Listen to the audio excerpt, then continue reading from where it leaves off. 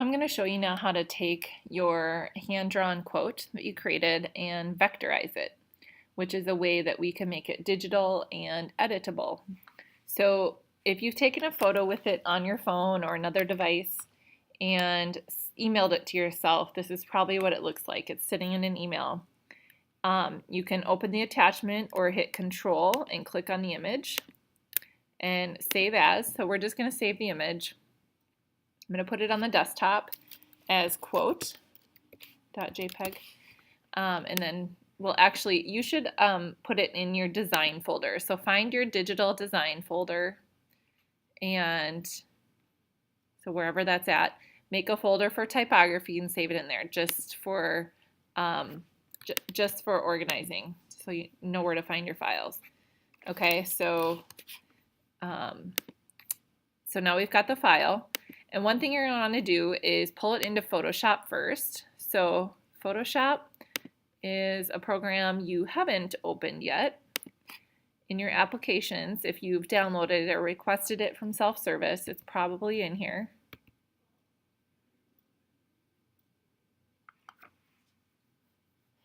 So what you're going to do is you're going to pull the image into Photoshop first. And then we'll make some edits to it to adjust the brightness and contrast, and then we'll bring it into Illustrator to make it an illustration. So we're going to open the file that we just sent to ourselves. So find it in your design folder. There it is. And notice the background is, because of lighting, the color just didn't quite turn out quite right, or maybe you have some shadows in there that we're going to need to get rid of. We're just going to use the adjustment tool of brightness and contrast. So go up to your menu here, select Image, Adjustments, Brightness and Contrast, and boost the brightness. That's going to kind of eliminate the dingy whites, and then boost the contrast to bring up the blacks, okay? Another way to do it is go into Levels. If you want to boost it even more, we could bring up the blacks and boost the whites if necessary, and then say OK. So now we have a pretty clean image to work with here.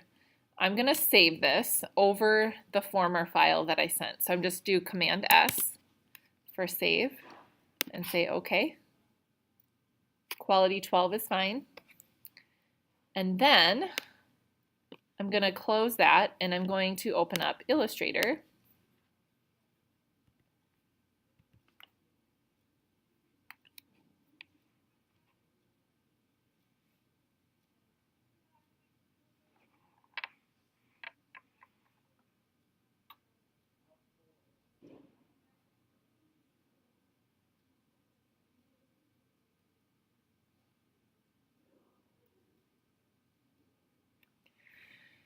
And we need to make a new file.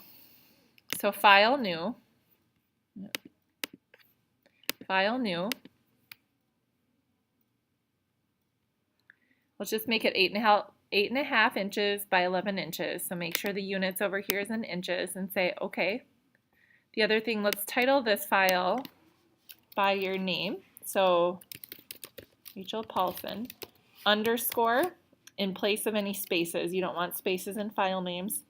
And we'll just call it quote, okay? And say OK. So now we have this empty document, and we're going to put that image in here. So File, Place, and then locate the image that we just edited, and hit place. So it looks like this, and then just find a place and then click, and it will paste the image from the top left corner of the image. So there's our image. It looks pretty good, but right now it's just a photograph. We want to vectorize it. So you've been in Illustrator for a little bit, so you know that vectors are made up of lines and little dots called anchor points or nodes. So we want to create this, convert this from pixel image to a vector image. So I'm going to click Image Trace, and the drop down here, there's lots of different options. I'm going to backtrack one step. Depending on what you're trying to do, let's say you're taking a photograph with many colors and you want to convert it to a simple 3-color, make it look very illustrative. That's something you could do with this feature. So I'm just going to click line art or black and white logo, silhouettes. Let's just see what silhouette does.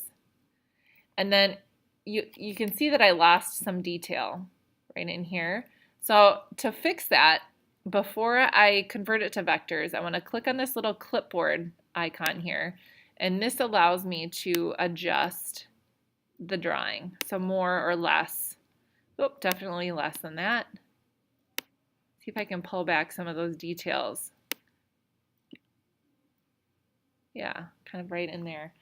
Let's say I'm satisfied with that adjustment. Once I'm all done with it, I'm going to hit expand, the button at the top. And what it does is it creates a drawing. And you now have the option to change the color. So the white or the black arrow allows you to make selections of grouped objects or to move something.